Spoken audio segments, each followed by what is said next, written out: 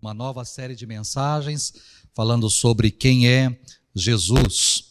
E ao longo aí de 6 domingos nós queremos olhar um pouco para a palavra de Deus, olharmos para aquilo que é a palavra de Deus de forma talvez até mais específica para o Evangelho de João, a fim da gente compreender a pessoa de Jesus, entendermos quem é o nosso Senhor. Com essa série, o desejo do meu coração é que você se aproxime ainda mais do verdadeiro Jesus, que você rompa com mitos, que você rompa com imagens talvez distorcidas que você tem ou que você construiu a respeito dele à medida que você caminhava, né? Domingo passado nós falamos sobre Jesus como Deus e hoje nessa segunda mensagem nós vamos falar que ele é... Que você recebeu esse marcador de página aí lá na porta? Qual é a temática de hoje? Jesus é? Vamos lá, todos juntos? O que ele é? Ixi, mãe, muito fraco, hein? Meu Deus do céu. Jesus, ele é o quê? Cordeiro de Deus. Muito bem. E aí também já está para você o texto que vai ser o texto base da mensagem. Nós vamos trabalhar em cima deste único versículo. E eu quero que você possa aí guardar também. A gente fez isso daqui para que você possa... Eu particularmente gosto muito disso. Leio bastante, tenho muitos livros, gosto de ler e gosto de marcador. Não sou de dobrar página, não sou aquela pessoa que grifa livros, que rabisca livro, eu não sou essa pessoa. Eu gosto de deixar o livro intacto o máximo possível. Às vezes quem olha fala, nunca leu. Não, já li, mas eu gosto de deixar o mais intacto possível. Então, para mim, isso é muito útil, né? Para que você leve não só como uma lembrança, mas que você possa usá-lo também e lembrar dos textos e daquilo que nós estamos ministrando para você nessa série. Evangelho de João, capítulo 1, verso de número 29, nos diz que no dia seguinte, João viu Jesus caminhando em sua direção e disse, vejam, é o Cordeiro de Deus que tira o pecado do mundo. Vejam, é o Cordeiro de Deus que tira o pecado do mundo. Após 400 anos de silêncio profético, entre o último profeta e João Batista, se passaram 400 anos. E nós temos aqui algo que chocou e muito aquele momento, aquela geração. Porque depois de 400 anos surge um pregador, surge um profeta no deserto, um homem no deserto pregando às margens do Rio Jordão. E a sua mensagem foi impactante, a sua pregação teve um impacto grande. Pessoas vinham das mais diferentes regiões, não em direção a um grande centro, não em direção à capital, não em direção à cidade, mas as pessoas vinham de diversas regiões, de diversas cidades, para ir em direção ao deserto, a fim de ouvir a mensagem deste homem. É interessante notarmos que o evangelista João não se preocupou em trazer detalhes do aparecimento de João Batista. Diferentemente de Lucas, ele não fala sobre o nascimento de João Batista. Diferentemente de Marcos e de Mateus, ele não fala do estilo de vida que João Batista tinha. Não fala das suas vestimentas, não fala da sua moradia, não fala da sua alimentação, não traz detalhes a respeito da vida de João Batista. João também não traz nem qual foi a sua pregação, não fala do entusiasmo que existia em torno da sua pregação, em torno da sua palavra, nem mesmo fala a respeito dos seus batismos, não se fala. João, ele é discreto, o evangelista João é discreto em falar sobre João Batista.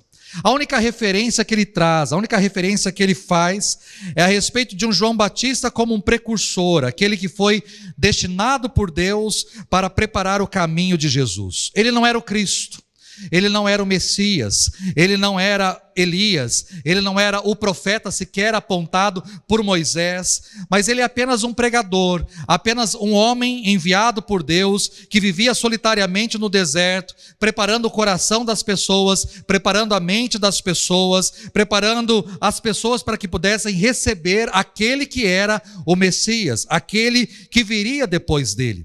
João Batista foi enviado por Deus para anunciar que Jesus estava chegando, que Jesus estava a caminho, e ele estava ali para preparar então as pessoas e o coração das pessoas para a chegada de Jesus. Ele não era digno, mas aquele que vinha depois dele era digno. Ele não era o maior, mas aquele que vinha depois dele era o maior. Ele batizava com água, mas aquele que vinha depois dele é que batizaria com fogo. Ele não era digno de atenção de ninguém, mas aquele que vinha depois era o centro, era o porquê dele estar ali, o porquê dele pregar, o porquê dele falar. Ele estava preparando as pessoas para receber Jesus. E certo dia, quando João estava às margens do Jordão, pregando e batizando, Jesus se aproximou, foi ter com João, a fim também de ser batizado, e desta forma dar início ao seu ministério. E ali, quando ele foi avistar, quando ele estava ali e avistou Jesus, ele declara então: vejam, é o Cordeiro de Deus que tira o pecado do mundo. O que João queria dizer com isso? Embora a figura do Cordeiro possa apontar para a mansidão, né?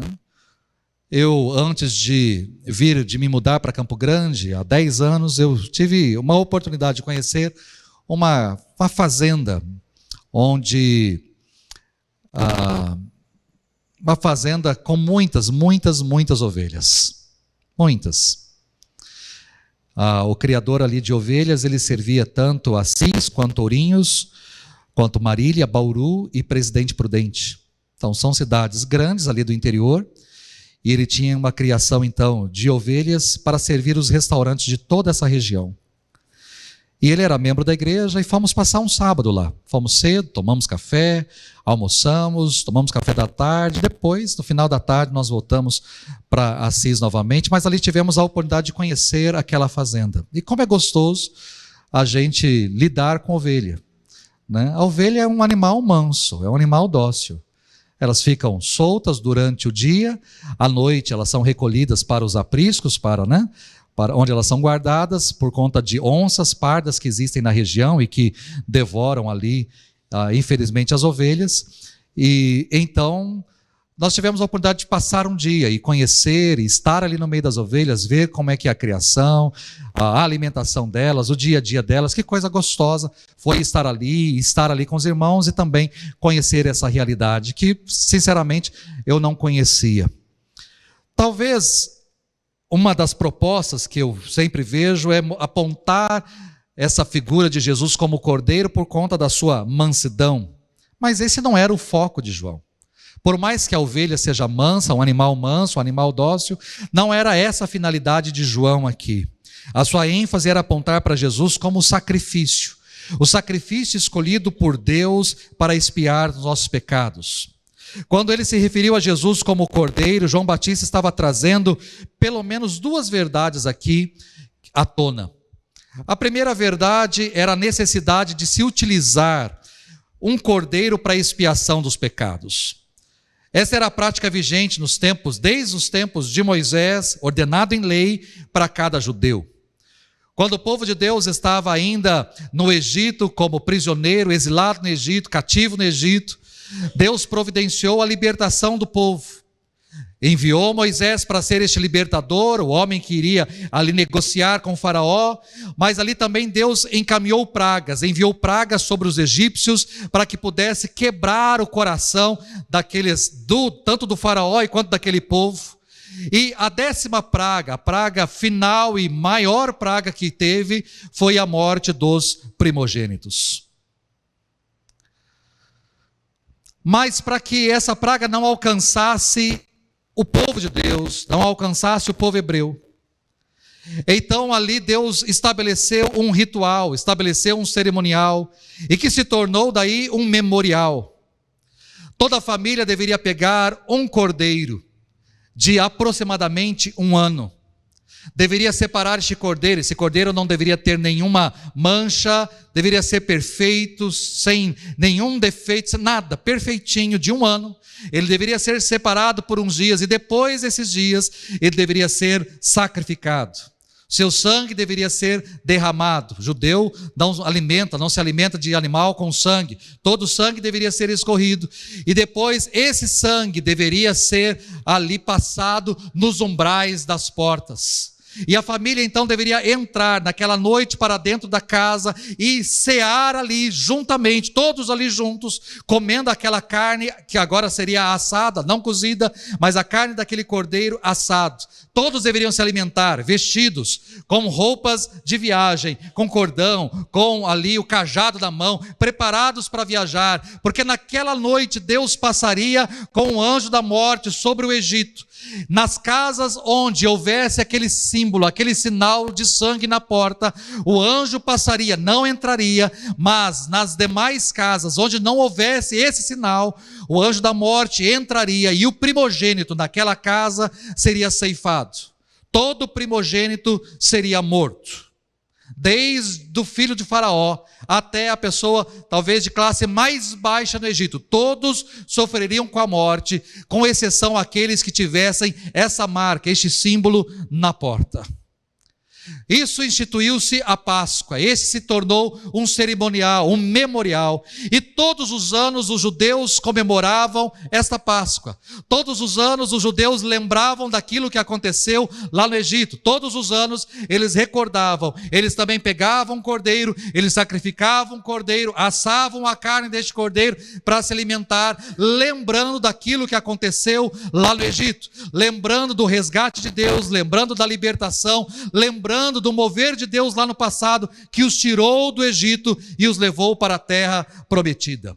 Através deste cordeiro, eles também estavam expiando o pecado, eles estavam passando para o cordeiro todo o pecado, toda a morte, tudo aquilo que pesava sobre eles, e eles estavam recebendo vida da parte de Deus para continuar mais um ano, mais uma etapa. Era esse o cerimonial da Páscoa, um tempo de recordar, um tempo de lembrar, um tempo de renovar, um tempo de entender o que aconteceu, um tempo de celebrar a libertação, celebrar a vida que eles tinham recebido, um ritual onde eles também recebiam o perdão de Deus, onde eles recebiam a graça de Deus, o favor de Deus, porque um cordeiro estava sendo sacrificado no lugar deles. Bom, mas uma segunda verdade que nós temos também aqui da parte de João, não apenas a necessidade de se utilizar um cordeiro para a expiação dos pecados, mas também o sangue de cordeiros, para João ele traz isso, o sangue de cordeiros não podia cobrir, não podia apagar pecados, mas cada cordeiro sacrificado era apenas um símbolo, era apenas um sinal que apontava para o verdadeiro cordeiro, o verdadeiro sacrifício que viria para conceder perdão, o sacrifício que seria feito através do Cordeiro de Deus. Então João não olha apenas para os animais que ainda estavam sendo sacrificados, mas ele está dizendo o seguinte: cada animal desse sacrificado não é capaz de apagar o nosso pecado, cada animal desse não é capaz de apagar a nossa história, não é capaz de nos perdoar por completamente. Cada animal, cada sangue derramado, cada sacrifício feito, não é capaz de mudar 1 centímetro sequer da nossa vida, mas cada animal é um símbolo. Cada animal ofertado, cada animal oferecido é um símbolo que mostra o verdadeiro cordeiro, o Cordeiro de Deus que tira o pecado do mundo. Então, quando João aponta para Jesus, naquele dia, ele está dizendo para todas as pessoas ali: olha, nós sacrificamos animais, nós sacrificamos cordeiros, mas eis aí aquele que é o Cordeiro de Deus. Está diante de nós aquele que é o Cordeiro enviado da parte de Deus para retirar o pecado do mundo. João Batista, cheio do Espírito, anuncia para que todos possam ouvir que Jesus era o Cordeiro de Deus, ou seja, em Cristo Deus providenciou o Cordeiro.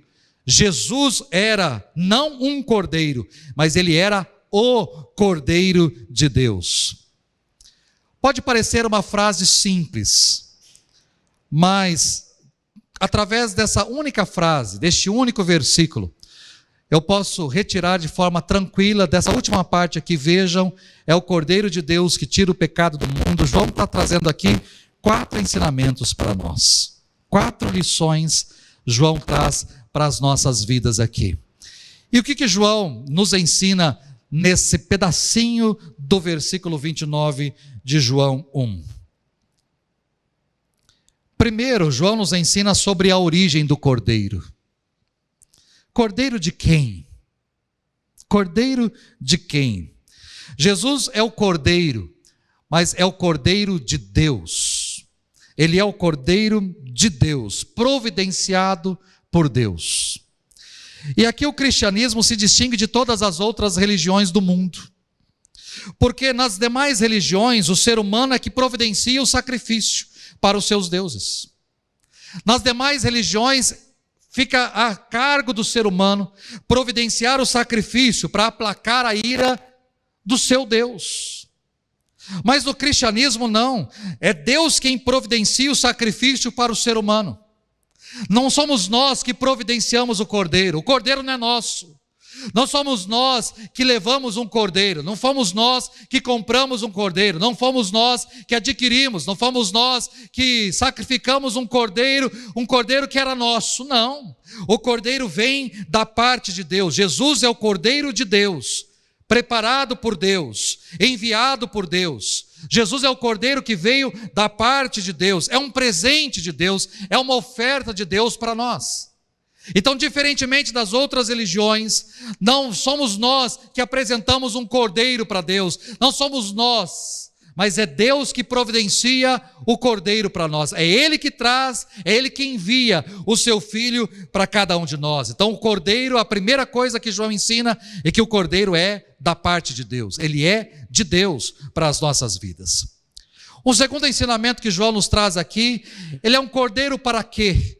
Qual a finalidade deste cordeiro? Para que ele veio? Para que ele existe? Ele é o cordeiro que tira o pecado do mundo. O cordeiro de Deus veio para tirar o pecado. Ele não veio para encobrir o pecado. Ele não veio para mudar o nome do pecado. Essa é uma característica que temos muito comum nos dias de hoje, mudar o nome do pecado. Nós não tratamos pecado como pecado. Nós problematizamos o negócio.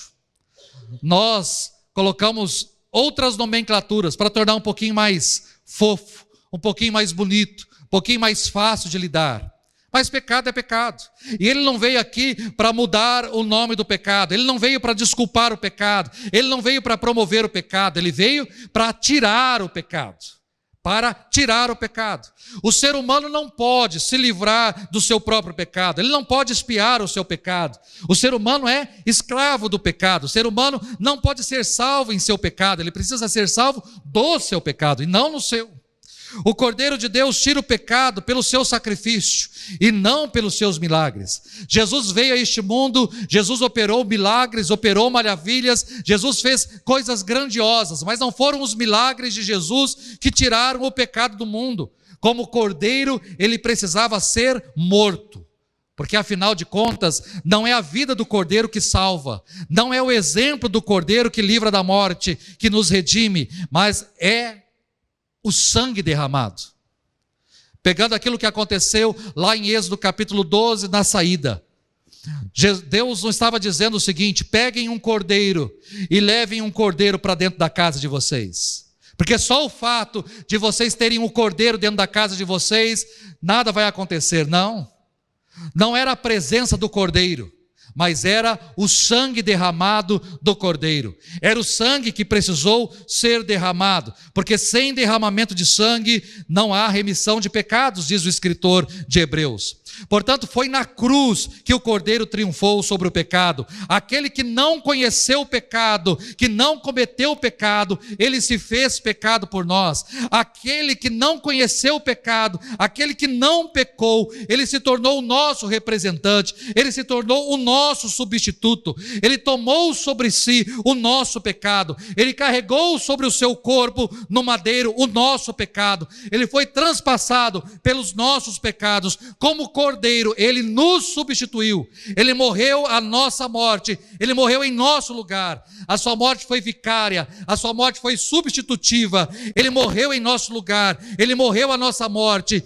Deus fez cair sobre ele a nossa iniquidade, o nosso pecado. O inocente morreu pelo culpado. O justo morreu pelos injustos. O pecado é tão mau, tão repulsivo, tão maligno aos olhos de Deus, que para tirá-lo, para lançá-lo fora, Deus precisou sacrificar o seu próprio filho. E é isso que João está dizendo aqui. Não havia outro meio, não havia outra possibilidade de sermos libertos do pecado. Foi por causa do pecado que Jesus suou sangue ali no Getsêmani. Foi por causa do pecado que ele foi cuspido, ele foi esbofeteado, ele foi pregado na cruz. Para sermos livres do pecado, para sermos salvos do pecado, Deus fez a maior transação do universo. Ele não colocou o pecado em nossa conta, mas ele transferiu para a conta de Cristo o nosso pecado, a nossa dívida, e para a nossa conta ele depositou a sua justiça. Para sermos salvos do pecado, ele entregou o seu filho. Jesus é o cordeiro que foi entregue para o sacrifício. E os nossos pensamentos precisam ser realinhados conforme essa apresentação de João. Nós devemos servir fielmente ao Senhor como nosso mestre. Nós devemos obedecer lealmente o Senhor como nosso rei. Nós devemos estudar os seus ensinamentos zelosamente como ensinamentos do nosso profeta. Nós devemos andar diligentemente nos seus passos, porque ele é o nosso exemplo. Mas acima de tudo, nós devemos olhar para Jesus e entender que ele é o nosso sacrifício, ele é o nosso substituto, aquele que levou os nossos pecados sobre a cruz. É isso que João está dizendo aqui. Mas ele é não apenas aquele que tira o pecado, a finalidade não é só tirar, mas ele tira o pecado do mundo. E aqui nós temos então a abrangência, o alcance da morte de Jesus. O Cordeiro se manifestou para tirar o pecado, mas o pecado de quem? O pecado do mundo. O pecado do mundo. Como o Cordeiro, ele veio para dar a sua vida em resgate de muitos. Ele veio para derramar o seu sangue em favor de muitos, para remissão do pecado de muitos. Repare que ele veio não tirar os pecados, mas ele veio tirar o pecado. Isso é mais do que o conjunto de pecados de pessoas individuais, é o pecado do mundo inteiro, não apenas de alguns, mas o pecado de todos. Todo tipo de pecado é tirado. Não há pecado que Jesus não perdoe, não há mancha que ele não possa apagar, não há culpa que ele não possa remover. E esse pecado foi tirado não só dos judeus, mas também dos gentios. A salvação não é apenas para um povo, mas é para todos os povos. O mundo aqui engloba todos, sem distinção de raça, sem distinção de cultura, sem distinção de cor. Não, ele é para todos. O Cordeiro é o Salvador do mundo. Ele é o Cordeiro que foi morto e que comprou com o seu sangue. Eu não posso me esquecer da imagem de João, o evangelista João, lá na ilha de Patmos. Eu mencionei durante o louvor. Mas no capítulo 5, ele está diante do trono de Deus e também ali está o Cordeiro. E o Cordeiro então pega da mão daquele que está sentado no trono o livro da história da humanidade, a história de todos nós. E quando ele toma o livro em suas mãos, há um louvor dizendo que ele é digno. Digno é o Cordeiro de receber o livro e de desatar os selos. Porque foste morto e compraste para Deus gente de toda tribo, povo, língua e nação, e os constituíste para Deus reino e sacerdotes. Ali, João tem uma visão de todas as pessoas que foram compradas pelo sangue deste cordeiro. Visão que nós temos também lá na frente, no capítulo 7, quando ele vê uma grande multidão, todos vestidos com vestes brancas, e é perguntado para ele: quem são estes? Quem são estes que estão aí diante do trono? E ele fala: eu não sei. E é revelado para ele dizendo: esses são aqueles que vieram da grande tribulação, tiveram as suas vestes lavadas no sangue do cordeiro, foram comprados, foram remidos, estão aqui diante do trono para louvar e para adorar. São salvos que estão ali diante. E que visão linda e gloriosa que João tem. Irmãos, quando eu olho para o trabalho, para o alcance da missão do Cordeiro, do alvo, estão todas as pessoas, não só a mim e a você que estamos aqui nessa noite, mas o Cordeiro, ele morreu, ele foi sacrificado por todos, e nesses todos estão todas as pessoas que são brancas, mas os negros também, os amarelos também, os vermelhos também, os laranjas também, e assim por diante. É para mim que mora aqui na cidade, mas é para o indígena que mora lá na tribo. Ele morreu para o indígena também. Ele morreu para aquele que mora num condomínio de luxo da cidade, mas ele morreu também para aquele que está morando na rua, na sarjeta.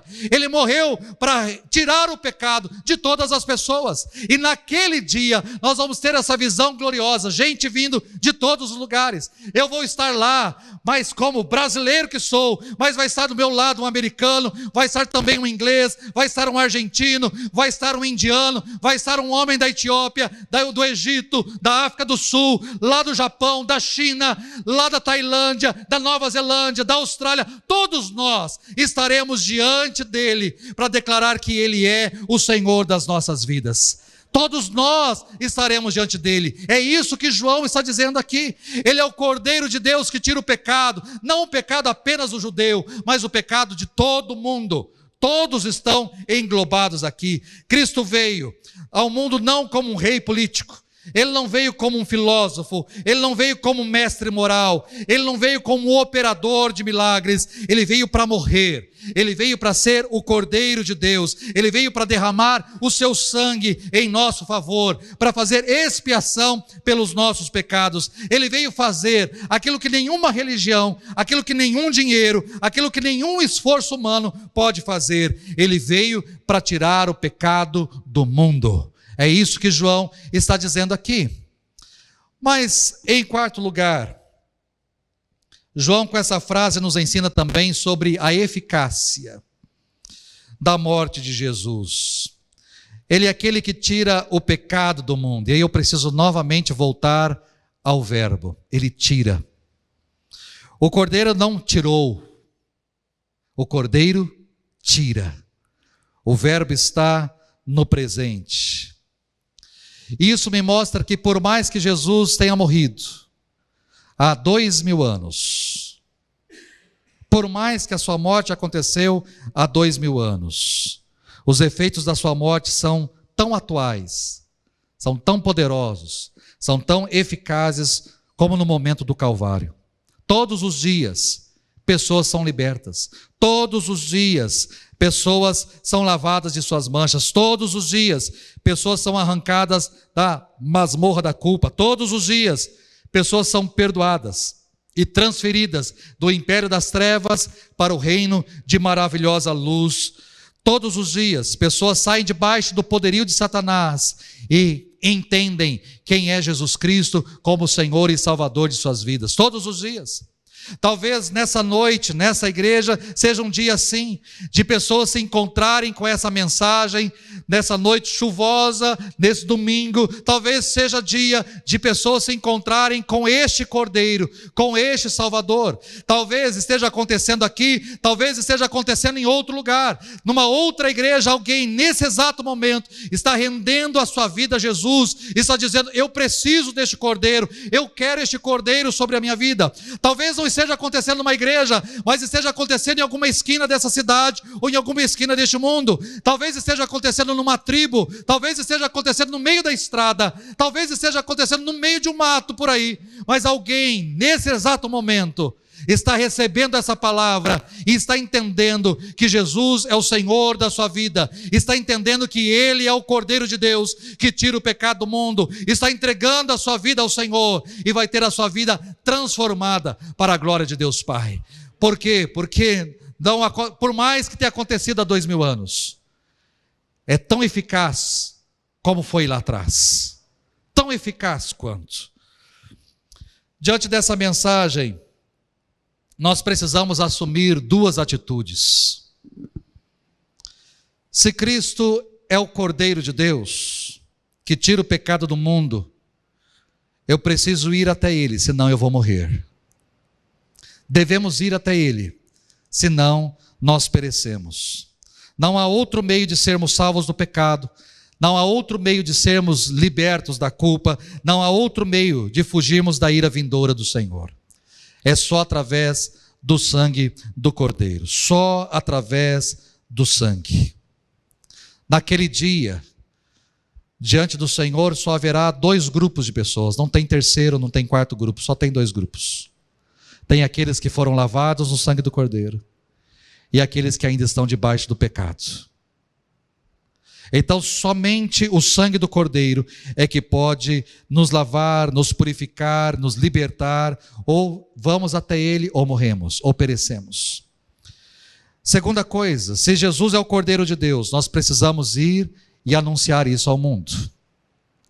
João Batista, quando avistou Jesus, ele declarou: eis o Cordeiro de Deus. Vejam, é o Cordeiro de Deus que tira o pecado do mundo. Mas logo à frente, no dia seguinte, alguns versículos depois aí do versículo 29, João está apenas com os seus discípulos, e Jesus novamente se apresenta, e João olha para os seus discípulos e diz, apontando para Jesus: Ele é o Cordeiro de Deus. E 2 discípulos que eram de João, deixam João e passam a seguir Jesus, porque Ele é o Cordeiro de Deus. Nós temos essa mensagem hoje.